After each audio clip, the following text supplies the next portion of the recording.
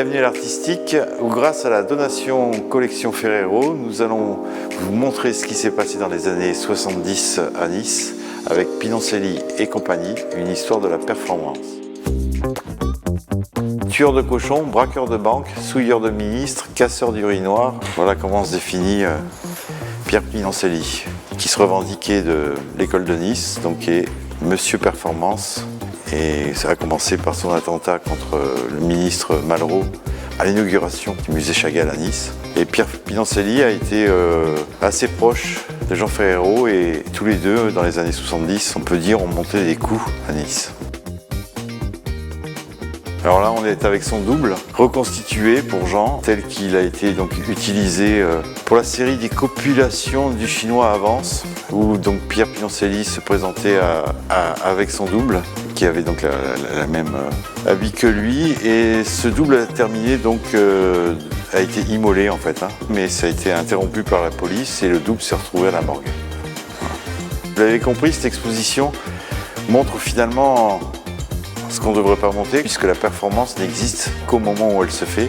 Et ici, grâce à Jean Ferrero, qu'il ne faut pas oublier, qui était photographe et vidéaste, nous avons donc beaucoup de documents.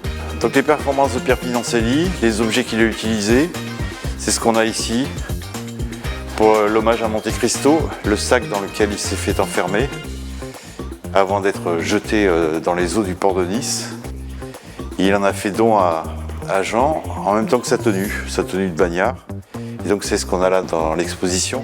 Donc nous avons un témoignage fort de cette performance qui existe aussi évidemment par la vidéo. Alors il faut savoir que la plupart de ces performances se sont déroulées évidemment sans demande d'autorisation préalable. Donc Pierre Pinoncelli qui se promène sur l'avenue Jean Médecin armé d'un fusil de chasse, on ne peut pas imaginer ça maintenant. Et je vous conseille, en finissant l'exposition, de voir justement cette photo de Jean Ferrero et Pinoncelli le lendemain de ce hold-up, montrant fièrement l'article de journal, et on voit bien qu'ils se sont bien marrés, quoi.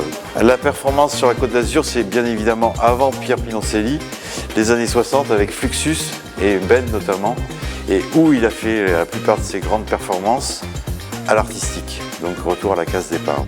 Venez samedi 23 septembre pour la projection du film Pierre Pinoncelli, l'artiste à la phalange coupée, en présence de son réalisateur et de nombreuses autres personnalités ayant connu Pierre Pinoncelli.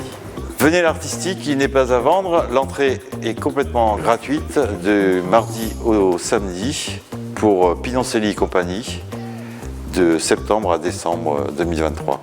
On vous attend.